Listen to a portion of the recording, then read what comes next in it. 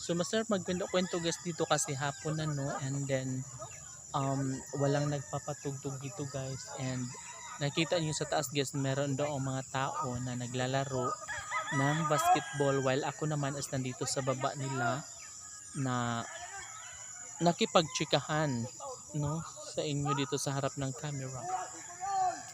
And then yeah, talagang ganun talaga guys no. So and then just imagine from 2021, 22, 23, 24, and 5, 6, I'm here sa Leyte 5 years na ako guys, 5 years na buyag, di ba? 5 years and walang plano na pumunta sa malayong lugar para magtrabaho. Ano ba to? Magandang decision ba to guys?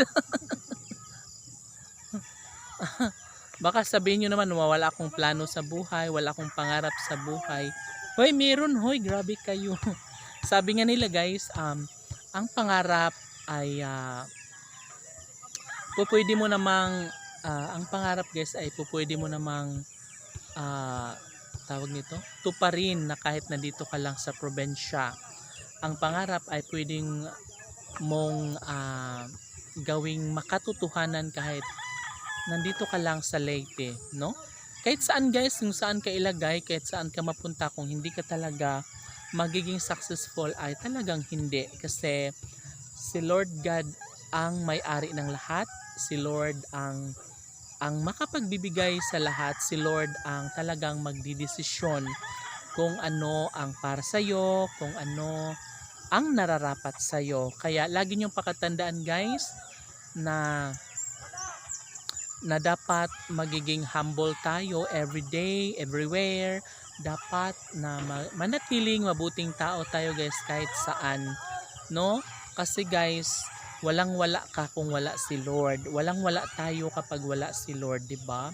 So lahat ng mga pangailangan natin, lahat ng pinapangarap natin ay matutupad, lalong-lalo na kapag si Lord na ang gagawa nito, lalong-lalo na kapag si Lord na ang kumikilos para dito. Dahil syempre guys, gusto din naman ni Lord na magiging happy ka. Gusto rin naman ni Lord na magtatagumpay ka rin, kasi nga naniniwala talaga ako guys na hindi naman forever na ikaw ay maghihirap, lalong-lalo na kapag ikaw ay porsigido, kapag ikaw ay mayroong plano sa iyong sarili. So guys, yung mga plano natin ay 'di ba nagtataka kayo kung bakit hindi nangyayari or hindi natutupad.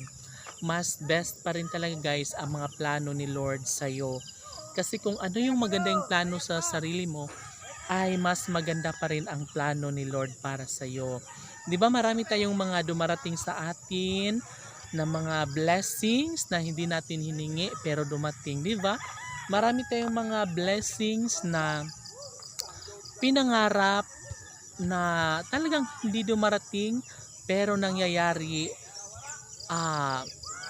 sa sa ibang bagay naman, no, na lubos na makapagbibigay ligaya sa puso't isipan mo, 'di ba? So ganun lang yun guys, dapat na magiging positive lang tayo at magtiwala kay Lord.